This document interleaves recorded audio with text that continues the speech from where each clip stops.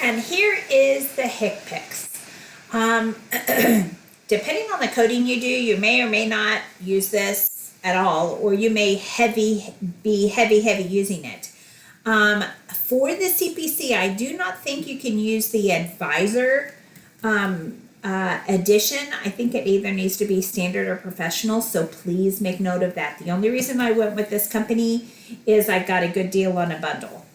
And I'm not sitting for boards anymore, so it didn't matter. This has a lot of good extra information if you're going to use it practically while you're working, but for the purpose of the board, make sure you check the AAPC site and make sure that you can use an advisor. I don't think that you can.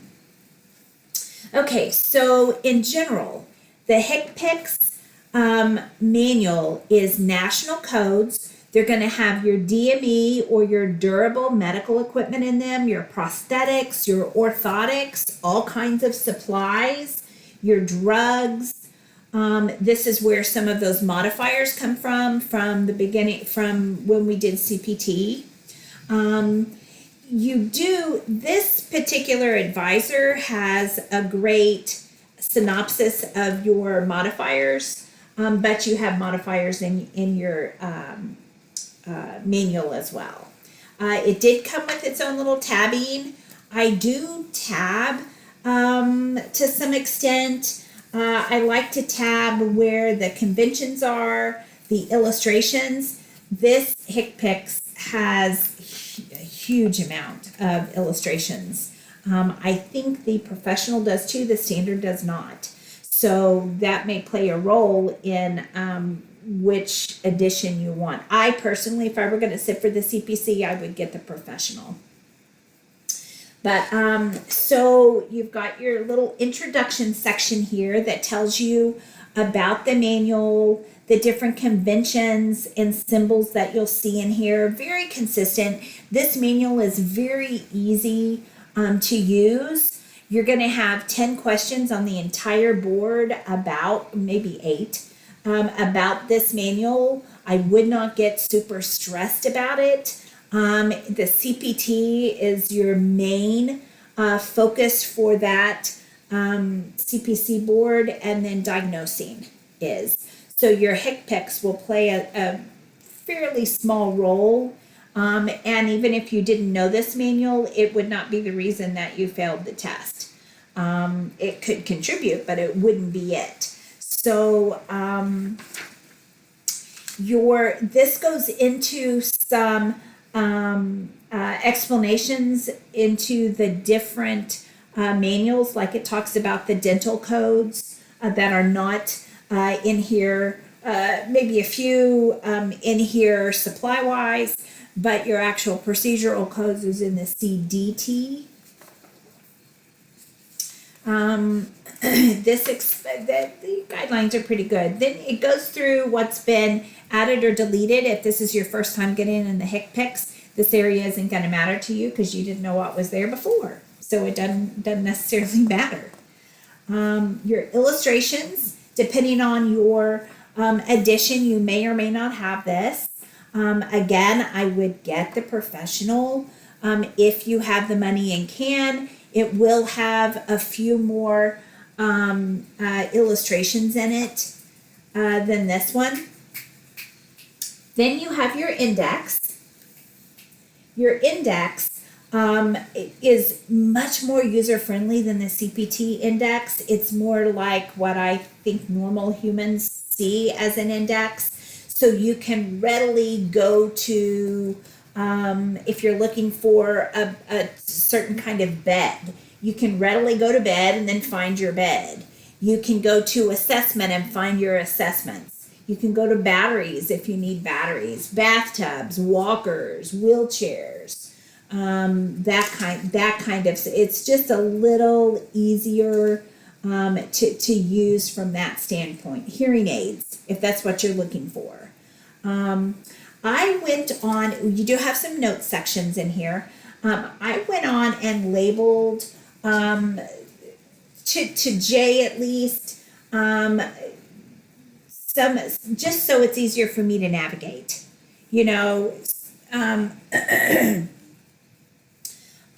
So your A's, if you look, transportation services including ambulance. So this is where your ambulance services will be. When you get to B's,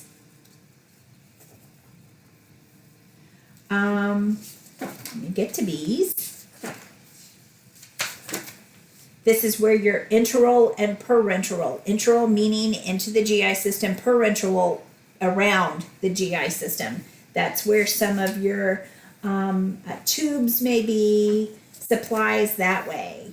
You have outpatient services, brachytherapy maybe, catheters. Again, this is very heavy supplies in here.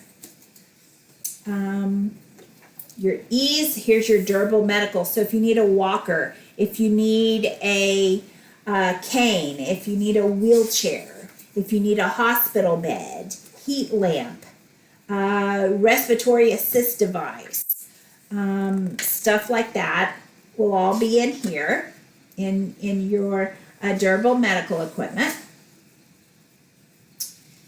Then we go into some professional services, and we will get a little bit into this G area when we do the next step book, but specifically G0008 and G0009. We just talked about administration in the CPT in the medicine section. These are specific administration codes for flu and for pneumonia shot for the Medicare recipient. So instead of using those medicine section administration codes for the flu or pneumonia vaccines, you would use these codes and then for the administration, and then use the medicine section for the actual substance, the vaccine. So that's how these would be used. Just moving through. This is a different color, so I want to see it. Oh, alcohol and drug abuse programs. Counseling.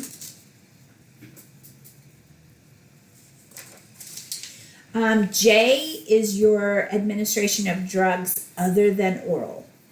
So in here, what you have to really be careful for, and we'll do a few of these examples, what you have to be careful for is looking at your milligrams.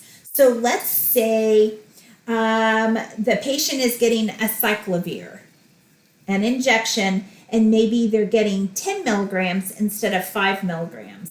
What you would want to do is use J0133 times 2, because you would have to double that 5 milligrams. This code is a 5 milligram. It does, let's see, let's do another one. Another easy one. That one was pretty easy. So here, injection of lorazepam. Whoop, it's kind of bright, isn't it? Sorry about that. Injection of lorazepam. I'm J2060 is the code, J2060. Say they were given 6 milligrams. This code is for 2 milligrams. So you're going to do J2060 times 3 to get to your 6 milligrams. Okay, so that's what you really have to kind of watch for in here. Then you have your chemotherapy drugs. Again, an extremely specific area. Then kind of the rest of so here's your durable medical. There's some components of the wheelchair back here, maybe wheels or legs or something. This might be the whole wheelchair. Customized, maybe motorized, different orthotics, prosthetics, your legs and arms, that kind of thing would be in here. And then as we kind of progress through the HCPCS, so here's your orthotics. We're going to get to and your prosthetics. We're going to get to some sections that are medical services. And it's kind of, this can be like discharge, continuation of the episode of care documented in the medical record. So these are kind of applied, some screening, TB screening, evaluation and management, Going to be geared towards your Medicaid recipients and your Medicare recipients. So kind of if you happen to bill for Medicaid or Medicare, you may be coming into this section of the HCPCS and getting some of your codes. Same thing with PATH and lab. You might not be getting them completely from the CPT manual.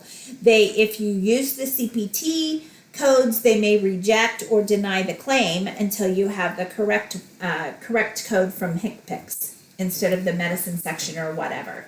Then we get into several different temporary codes that are constantly changing, national established codes for state Medicaid, just a bunch of ever-changing areas. You do have a table of drugs and biologicals, which is very nice, in my opinion. We didn't always have this. And you can rapidly get to your medication a little bit easier, in my opinion.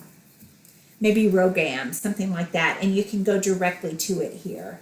So kind of in a nutshell, that's what HCPCS Manual is. So now let's just look at a few different codes. So let's do an ambulance code just to kind of get our feel. So let's look at code A0225. A0225. That's an ambulance service for a neonatal transport, base rate, one way. So see, that's really giving some good parameters. You even have a mileage per mile rate down here. Let's look at code A0130. This is a non-emergency transportation. So maybe there's a member who doesn't drive themselves, but maybe they're in a wheelchair. So they always have to call a non-emergency transport person to come get them, load them up in the van, and then take them to a doctor's appointment or something like that.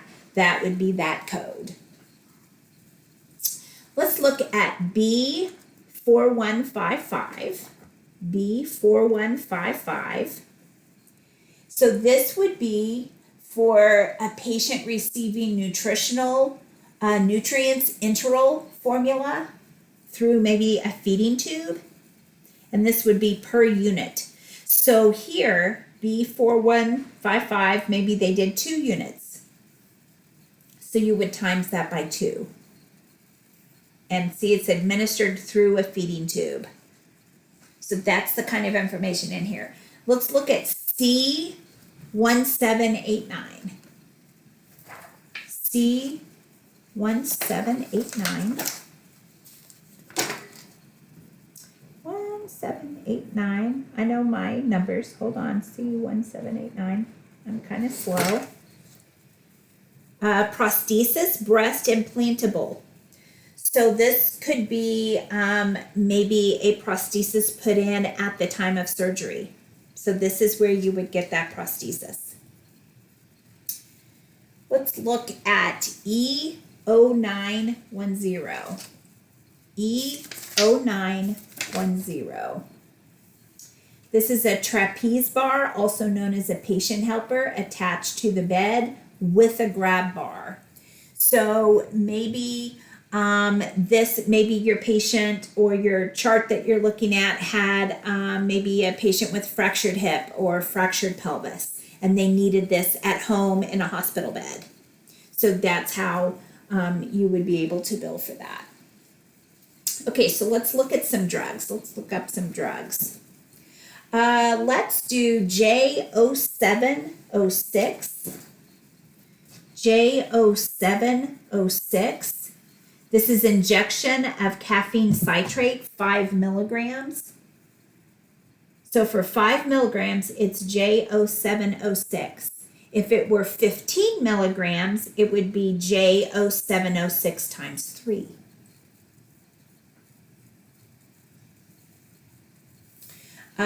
Let's find something. Injection of torsemide. So let's find torsemide. So it's injection. So I'm under injections, but I'm looking for torsemide. And I have to find it just like you do.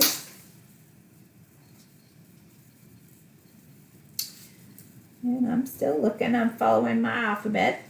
Torsemide injection.